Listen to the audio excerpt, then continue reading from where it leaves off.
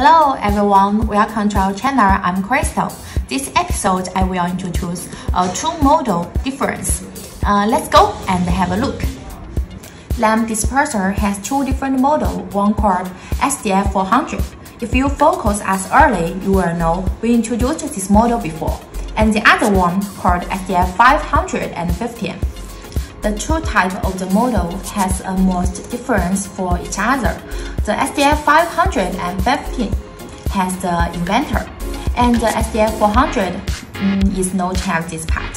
So this SDF 515 can be adjusting speed much smooth.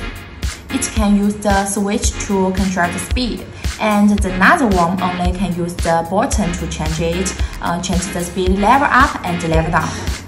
In next episode, I will introduce different specific parts of our machine.